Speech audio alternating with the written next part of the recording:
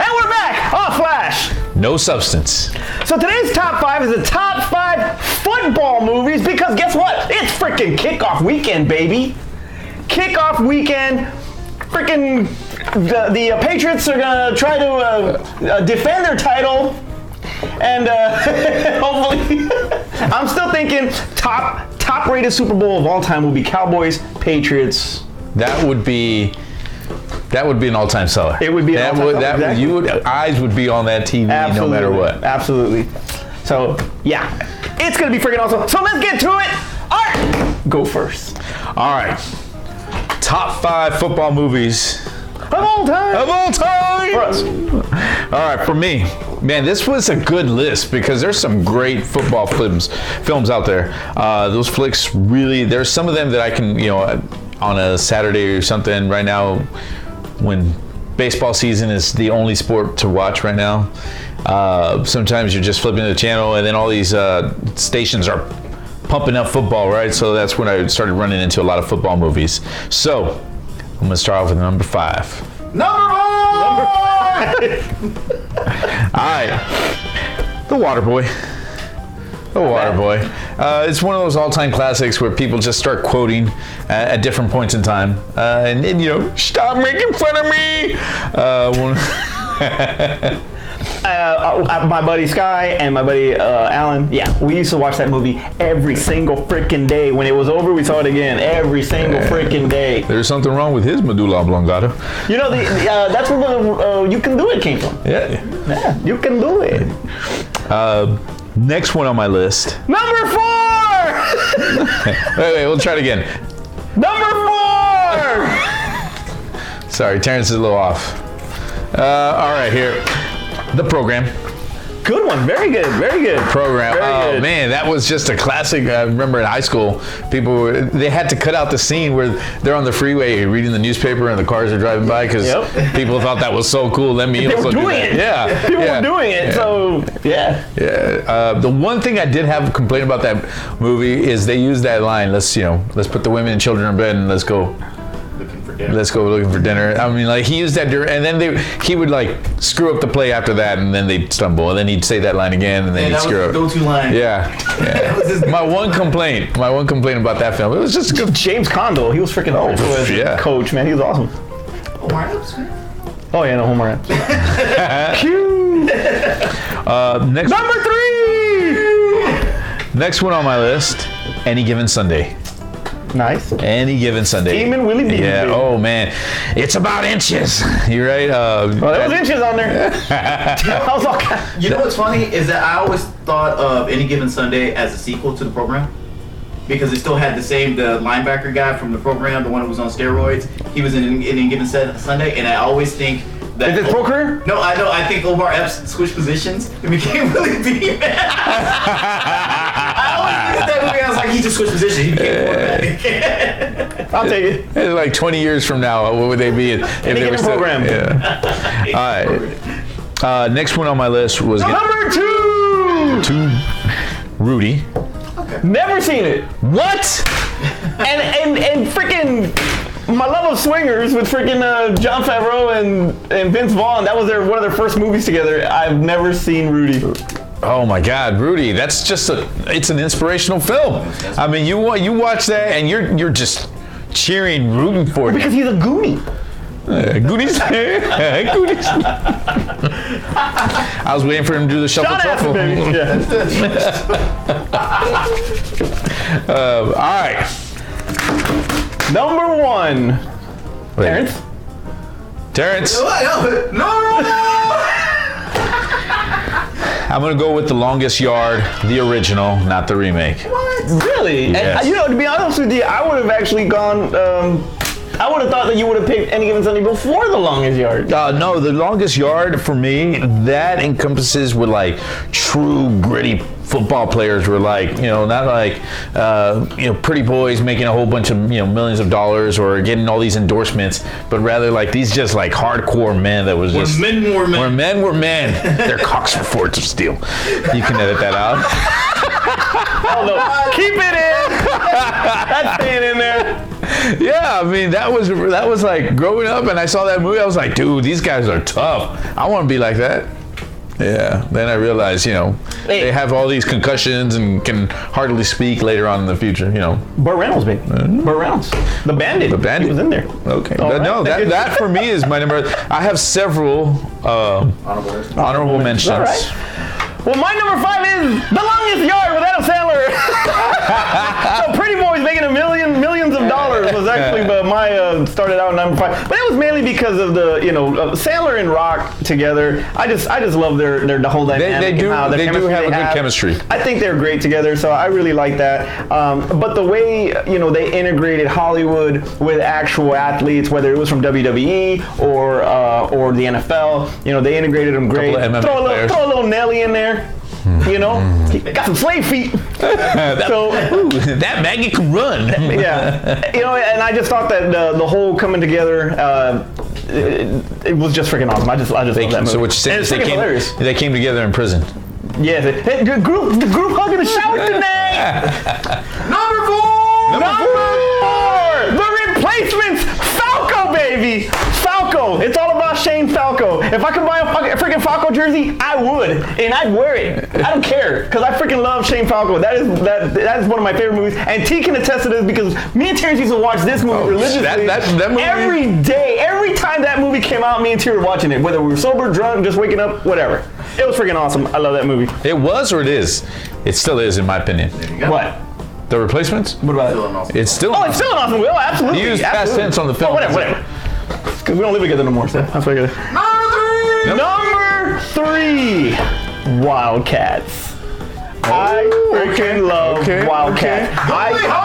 Goldie Hawn, baby. The hot Goldie Hawn, too. Yes, that movie, man, I used to watch that movie every day when I was a kid, dude, and I just didn't care. My mom didn't care about the language. I just thought that was the funniest crap, and that is when you got the first glimpse of Woody and Wesley together, baby.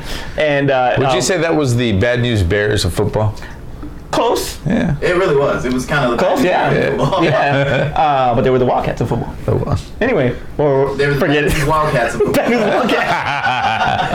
But you had a freaking great cast of some up-and-comers from Wesley Snipes, Woody Harrelson, to freaking Bubba Gump himself, freaking Michael T. Williamson. He was the one that played Bird, the quarterback towards the end.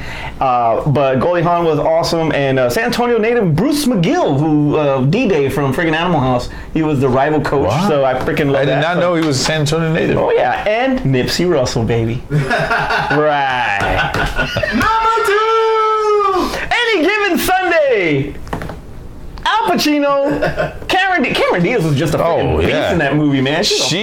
My gosh, she owned that character. She did own that character. She really rocked it. Like this is my movie. That where she was the Stephanie McMahon of that movie. She was freaking hardcore, dude. She was. But Al Pacino and then towards the end when she's just sitting there, it's like I wanted to feel bad and I didn't because she played the character so well. It's like that's what you get, biatch. But I feel bad for her. Wait, was Any Given Sunday the football version of Major League? Yes, it was. Absolutely, it was. But not as funny, obviously. But I thought that they captured the realism of football. Oh, yeah. As far as from behind the scenes and the business side of it. Off the field, what happens, it's just so much. Even some on the field stuff, with the freaking eyeball coming out and all that. I mean, just stuff like that. I mean, it was the players want, all they're looking for is to make the payday and, what they're willing to put out there for that. And but you got some pretty solid performances. Obviously, yes, Cameron Diaz, Al Pacino, Jamie Foxx too, and then the heat between Jamie Foxx and LL Cool J behind the scenes was, legend there. But also Dennis Quaid too. Cutting that car in half. Dennis Quaid playing the older veteran there. So yeah, great movie. Number 1. This movie hits so freaking home so much to me, and not home to me, but as far as the emotion and the sentimental really part of it is freaking Remember the Titans.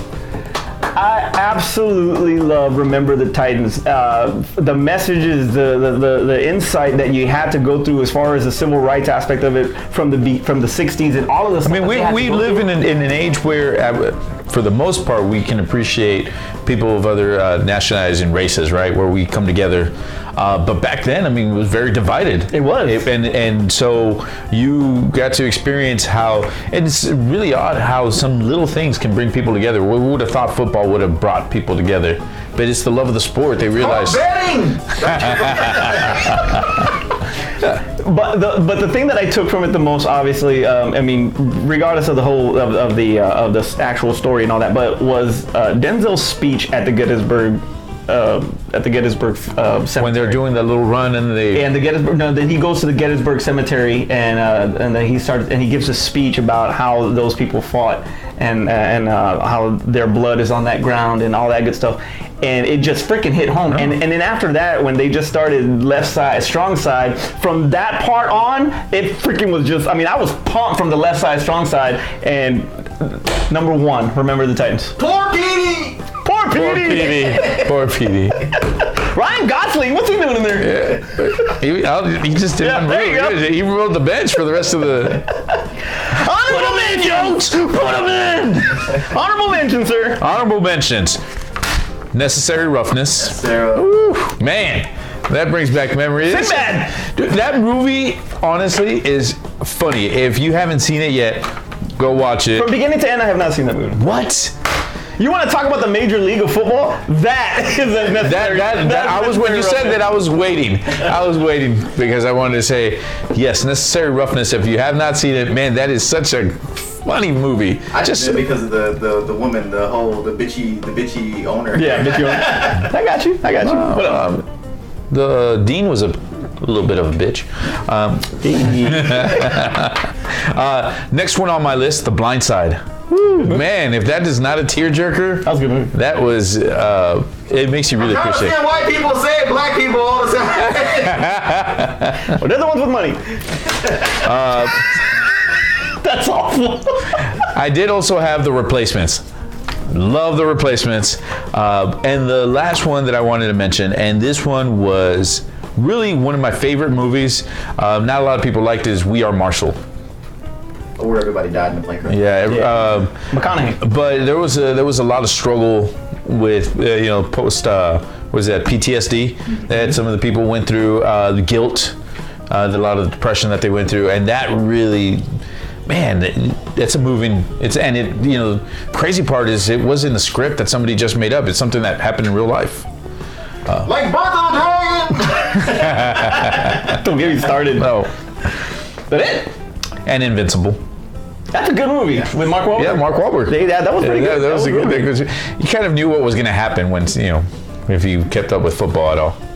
So. And Mark Wahlberg's 5'6", so last one before Heaven Can Wait. Heaven Can Wait. Okay. If you haven't seen it, watch it. What? I've seen it like half of the movie. I've never seen the whole thing. Warren Beatty, I mean, it's good. Yeah, it's an older movie. You're not gonna, Well, you've seen it, but you know it is Down to Earth with Chris Rock. No. Yes. That's what it is. My honorable mention actually starts.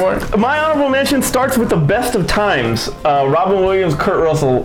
He drops the ball when he's young in high school, and then like all these years pass, and he's like they make this. They kind of like remake the game and he needs to catch the ball this time. I don't know. I just freaking love that movie. It sounds vaguely familiar. Yeah, I just thought that Kurt Russell and Robin Williams together, I thought it was freaking gold to me. But gold. Best of times. Best of times. And mine was also The Waterboy. You want to talk realism? North Dallas 40 with freaking Nick Nolte. That is some hardcore. If y'all guys haven't seen it, y'all need to check that one out. But if you want to talk about football in the 70s, in high school and all that, yeah, North Dallas 40. You gotta check that one out. Leatherheads. I like Leatherheads. Yeah. It was good. I mean, it was all right. I just freaking Clooney. He's not doing this shit. But love Clooney and that. So, and this one's I've never seen Rudy, but I put it in an honorable mention just because of Favreau and Vince Vaughn. All right, but this one I just love the ending so freaking much. I'll just YouTube the ending because it's so awesome, and that's freaking Draft Day. Have you seen that? That's a good. That's a freaking awesome movie. Kevin Costner is like the shit in that movie. Of draft movies. I mean, that's the one reason it didn't make my list is because it was like. It's just a draft movie. If you No.